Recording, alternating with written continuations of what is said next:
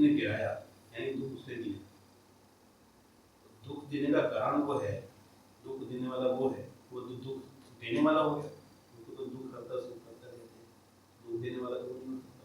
तो यदि कारण वो उठाने का है तो मैं प्रयासी तो वो हरता ही नहीं है, वो करता भी है, वो परम करता भी है।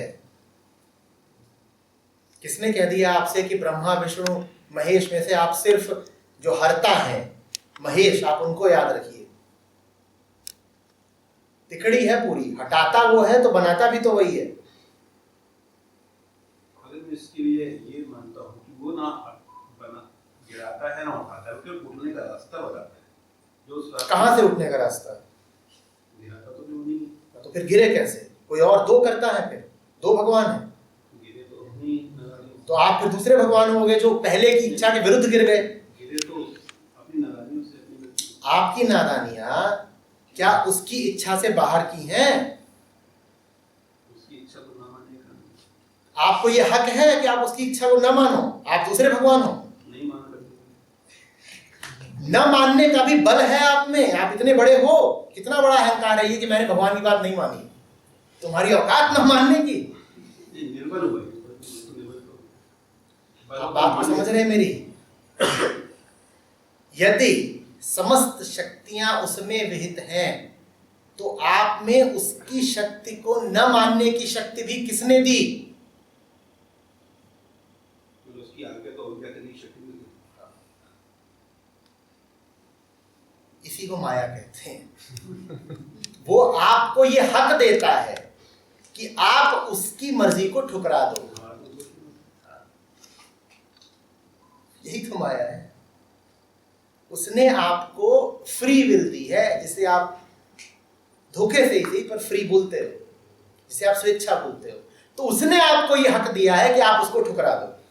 तो आप उसे ठुकरा भी रहे हो अगर, तो हक किसने दिया? उसी ने दिया। तो उससे कहिए तूने दिया क्यों? जब पता था कि बच्चा हूं, तो बंदूक क्यों दी मेरे हाथ में? वो बंदूक मैंने अपने ऊपर चला ली। तेरा बच्चा हूं और तूने मुझे ये हक दे दिया कि मैं तुझे ठुकरा दूं। मैंने हक का कर दिया गलत इस्तेमाल, अब मैं भुगत रहा हूं।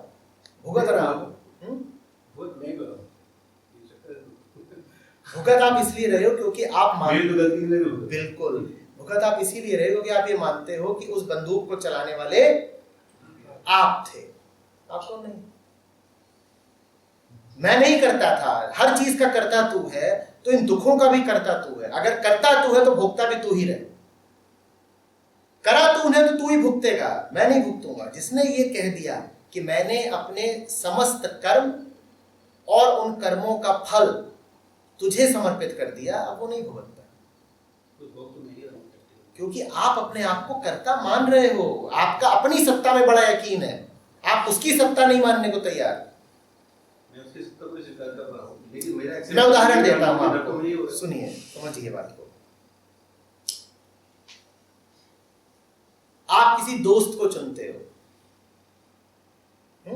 किसी स्त्री को, किसी पुरुष को चुनते हो, वो चुनाव व्यर्थ निकल जाता है। लेकिन आप उस व्यक्ति को अपने जीवन से हटाने को राजी नहीं होते, और अक्सर आपका तर्क ये होता है कि मैंने चुना था ना, मैंने चुना था तो मैं सुधार की कोशिश करूंगा, मैं थोड़ा ढोऊंगा, मैं झेलूंगा। और आप दुख को लिए जाते हो। आप देख रहे हो आप दुख का कारण बन रहे हो। दुख का कारण क्यों बन रहे हो? क्योंकि सबसे पहले आपके मन में ये धारणा है कि उसको चुनने के कर्ता आप थे। जैसे ही आपको दिखाई पड़ेगा कि उसको चुनने का भी काम आपने किया नहीं, वो परिस्थितियों ने आपसे करवा दिया, वैसे ही आप कहोगे जब तुझे चुना मैंने नहीं, संयोग से हो गया, तो दूसरा संयोग बन रहा है तो तू विदा भी हो सकता है। कर्ता मानते हो कर्म का, इसीलिए कर्मफल के भोक्ता भी हो जाते हो।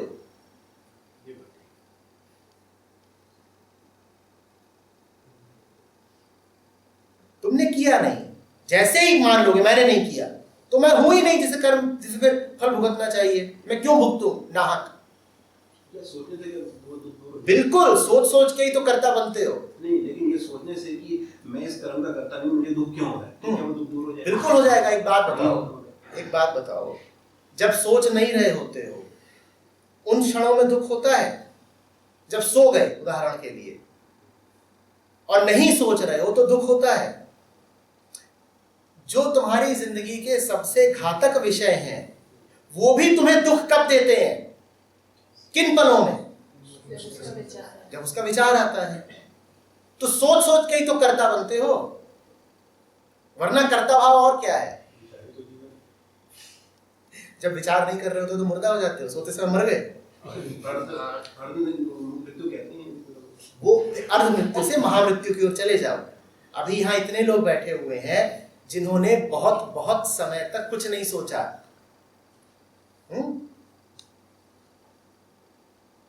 वो मुर्दा हैं एक अर्थ में, और दूसरे अर्थ में अब उन्हें परम जीवन मिल गया।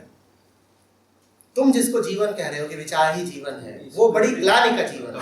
बिल्ली को सामने देख के आंख मूंद लेगी, बिल्ली नहीं है। बिल्ली सामने है बिल्कुल, और कबूतर बिल्ली को सामने देख के विचार करे कि अजगर है, तो बिल्ली है ही नहीं, बिल्ली तो है ना। बिल्ली को देख करके बिल्ली का विचार नहीं करना होता, क्योंकि बिल्ली झपट्टा मारेगी, विचार करोगे तो फंस जाओगे। बिल्ली को देख के जो होना होता है वो स्वतः होता है। तुम्हारा दिल तुमसे पूछ के धड़क रहा है क्या? पर तुम्हें ये बड़ी अकड़ है कि बिल्ली सामने आएगी तो पहले मैं योजना बनाऊंगा। बिल्ली सामने आती है तो कबूतर क्या करे? लैपटॉप खोल के एक्सेल में उसमें प्लानिंग करे, विचार करे, दो चार लोगों से पूछे। आंख बंद करना विचार मांगता है। आंख बंद करना विचार है, क्योंकि आंख बंद करना स्वतः नहीं हो सकता। आंख बंद करना बड़ा विचार है। आंख बंद करने से पहले विचार आएगा कि आंख बंद करूंगा तो बिल्ली उड़ जाएगी।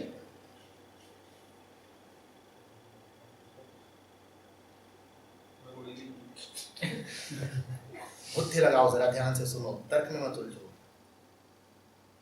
कबूतर के सामने यदि बिल्ली है, तुम्हारा ही उदाहरण लेते हुए, तो कबूतर को उड़ जाने के लिए विचार नहीं चाहिए, बल्कि अगर विचार करेगा तो आंख बंद करेगा। उड़ जाने के लिए उसे विचार नहीं चाहिए, उड़ जाने के लिए तो तथ्य काफी है। तुमसे पूछ रहा हूं कि दिल धड़कता है विचार करके तुम्हारा? जब दिल नहीं धड़कता विचार करके तो पंख क्यों फड़काएगा वो विचार करके? कुछ बातें स्वतः हो जाती हैं। शरीर की भी अपनी एक बुद्धि होती है, पर तुम्हें ये भ्रम है कि तुम यदि विचार नहीं करोगे तो कुछ होगा ही नहीं। हमारा पैर हमारे विचार के बिना थोड़ी चल जाएगा। ऐसा है क्या? जब तक मैं नहीं चाहूंगा तब तक मैं नहीं। तो फिर मैं पूछ रहा हूं ना कि तुमने जो खाना खाया है विचार कर करके बताओ कैसे पच रहा है? जैसा बना हुआ है उसका पच रहा है, उसको डाइजेशन बिल्कुल ठीक है ना। रखा है। और अभी उदित पीछे से मारना, तुम्हारे ये स्तर तुमसे पूछ के हिला, और अभी तो तुम्हें अभी तो विचार तो नहीं था। नहीं, इसका विचार था ना कि ये मेरा शरीर हिला है, तो विचार आया था इतनी देर में? इनके में विचार आया था ना हिलाने का। तुमसे पूछ रहा हूं, तुम्हें विचार था? नहीं। अभी ये जो बातें मुझसे कर रहे हो, एक एक बात करने से पहले विचार कर रहे हो। हाँ, सोच रहा हूँ ना मैं कि आप क्या इसीलिए इतनी देर लग रही है, इसीलिए सहज प्रवाह नहीं है। मैं जो तुमसे बोल रहा हूं उसके लिए मुझे विचार नहीं करना पड़ रहा, इसीलिए तुम जो बोल रहे हो और मैं जो बोल रहा हूं उसमें गुणवत्ता का अंतर है। विचार करके जो भी करोगे, किसका बोलने की आदत है? आदत नहीं, ये जो मैं बोल रहा हूं ये आदतवश है। आदत हमेशा दोहराती है। तुम मेरे सामने कब पहले आए थे और तुमने कब मेरे सामने यही प्रश्न किया था कि मैं उत्तर को दोहरा दूंगा? क्वेश्चंस हैं, शुरुआत से चल रहे हैं। नहीं, शुरुआत से नहीं चल रहे हैं, हर चीज नहीं हो। अगर शुरुआत से चल रहे हैं तो तब जिन शब्दों में कहा गया होता तुम वही करते ना। उदाहरण के लिए तुम शुरुआत से टूथब्रश कर रहे हो, किस हाथ से करते हो? हाथ से ही करते हो ना। किस हाथ से करते हो? दाएं से। जरा बाएं से करके देखना। आदत जरा भी बदलाव बर्दाश्त नहीं करती, लेकिन बदली जा सकती है। बदली जा सकती है, तत्क्षण नहीं, बहुत समय लगेगा। तो ऐसा नहीं है कि वही प्रश्न आ रहे होंगे, वही उत्तर जा रहे हैं। अगर वही आदत तो ये कहती है कि अगर x इनपुट है तो y आउटपुट जाएगा। अगर इनपुट x से बदल के s हो गया तो आदत फिर बेबस हो जाती है। आदत नहीं जानती अब क्या करना है। ये बातें आदत से नहीं होती हैं। कुछ भी आउटपुट y ही नहीं। इसकी भी पॉसिबिलिटी है। नहीं, ये नहीं हो सकता, क्योंकि ऐसा तुम नहीं करते।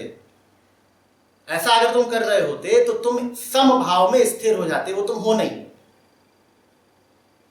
काल्पनिक बातें मत करो, जीवन का यथार्थ है, जमीन पर उतरो। भगवान भी तो कल्पना है। जो अभी बोला उसको सुनो। भगवान क्या है, ये बात आज हमने पहले प्रश्न में करी थी। पहला सुना होता तो इस आखिरी तक पहुंचते। ईश्वर क्या है, इसकी चर्चा आज कब हुई है? पहले प्रश्न में। और हमने क्या कहा था? ईश्वर क्या है? अगर पहला प्रश्न नहीं उठा, तुमसे पहला ही प्रश्न तुमने नहीं सुना, तो तुम्हें हक है अभी ये बात करने का अपना। जिसने पहला ही प्रश्न न सुना हो, जी सुना था, अगर सुना था तो फिर ये बात कहां से आ गई कि ईश्वर कल्पना है? क्योंकि विचार मेरे मन में अभी है, जो मेरा तुम कल्पना हो, पॉसिबिलिटी है, तुम कल्पना हो। उसकी पॉसिबिलिटी। अगर उसकी पॉसिबिलिटी है तो तुम्हारे सारे दुख भी काल्पनिक हैं। हाँ, हो सकता अगर सारे दुख काल्पनिक हैं तो फिर यहाँ क्या सलाद खरीदने आए हो? है। यहाँ भी हम कल्पना में ही हो। क्या अगर पता? तुम यहाँ कल्पना में हो, हम सब स्वप्न देखते हैं। हाँ। आप भी देखते हैं, हम भी हाँ, देखते हाँ, हैं। हाँ। उस स्वप्न में एक दुनिया होती है, हाँ। वो दुनिया हमें रियल अगर स्वप्न में ही दुख पा रहे हो, उस स्वप्न में एक दुनिया होती है, वो दुनिया रियल होती है। बिल्कुल लगती है। वो रियल नहीं है, ये हमें पता है। ये तुम्हें पता होता है स्वप्न में, नहीं, स्वप्न में नहीं पता। तो अभी स्वप्न में हो कि नहीं हो? अभी यही हमें नहीं पता है ना। अभी तुम्हें क्या लग रहा है, रियल है कि नहीं है? अभी हम इसको जज नहीं कर सकते ना, पर तुम कर रहे हो, तुम कह रहे हो ईश्वर कल्पना है। क्योंकि अभी जिस स्टेट में है हम किस स्टेट में हो? स्वप्न में हो, जागृति में? ये हमें नहीं पता। तुम्हें नहीं पता तो ये कैसे पता है कि ईश्वर कल्पना है? तो ईश्वर ये भी नहीं पता कि ईश्वर है। तुम हो, है या सवाल नहीं? पूछने के लिए हो, हाँ, सुनने के लिए हो, दुख पाने के लिए हो। ऐसी स्थितियों में फिर जानते हो क्या होता है, जब शब्द काम नहीं देते। बिल्कुल जमीनी बात कर रहा हूं। ऐसी स्थिति में वही होता है कि मैं उदित को बोलूं कि उदित इस बार हाथ नहीं डंडा चलाना। फिर मैं पूछूंगा कि ये कल्पना है कि यथार्थ? ऐसी स्थितियों में सिर्फ ज़ेन का तरीका काम आता है कि उदित अब हाथ नहीं डंडा चला दो जोर से। फिर मैं पूछूंगा कि कल्पना था कि यथार्थ? यथार्थ मान नहीं सकते।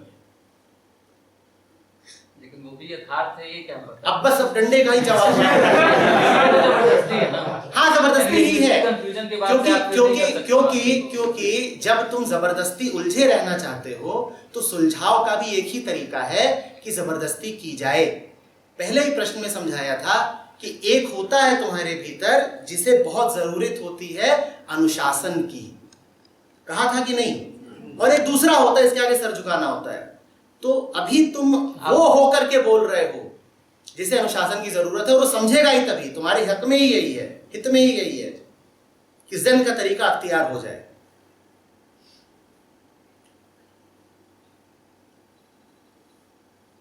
अभी बेटा ये तुम्हारे लिए एक नई जगह है, और तुम यहाँ नए नए पधारे हो। तुम नोएडा आश्रम में आओगे ना, अगर जहां पे अनुभवी खिलाड़ी आते हैं तो वहां पर हम किसी को छोड़ते ही नहीं है बिना समझाए।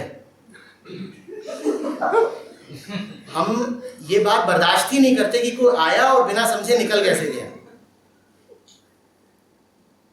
तो अभी तो चलो शुरू की औपचारिकता है, थोड़ा तुम्हारी ओर से संकोच है, थोड़ा हमारी ओर से संकोच है। नहीं तो फिर समझाने के तरीके बहुत जरूरी हैं। गुरु का फर्ज है कि कोई आया है उसके द्वार, तो उसे समझाए बिना जाने न दे।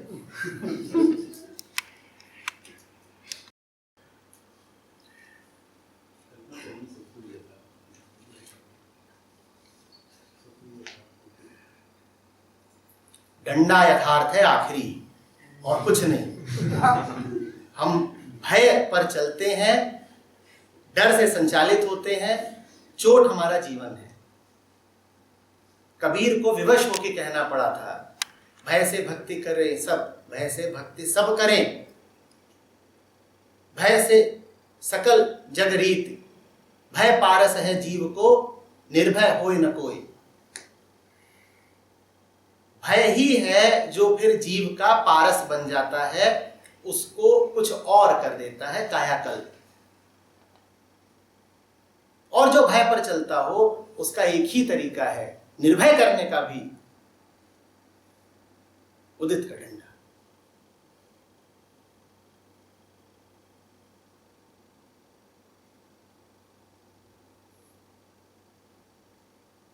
शिष्यत्व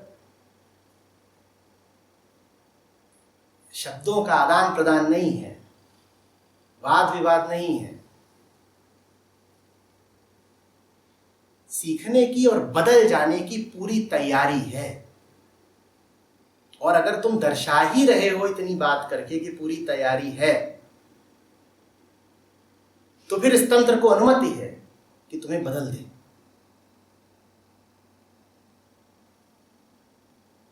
शिष्यत्व तो ये नहीं है कि गए कहीं भी, थोड़ा ये किताब पढ़ ली, थोड़ा किसी के द्वार बैठाए, 2-4 घंटे कुछ कर लिया। शिष्यत्व का अर्थ होता है कि अब गुरु को अनुमति है कि जिस कारणवश आए हो तो तुम्हारा कारण वो सार्थक कर दे, तुम्हें खाली हाथ न लौटाए।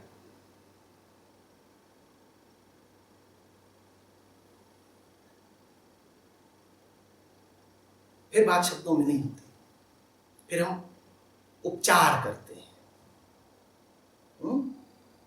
चिकित्सक मरीज से बात कितनी देर करेगा? एक सीमा के बाद तो उपचार करेगा।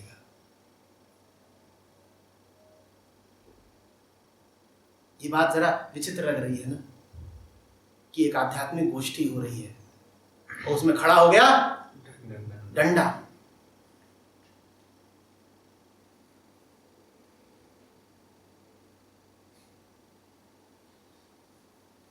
भाई से पूछा कभी गंजा कैसे हुआ?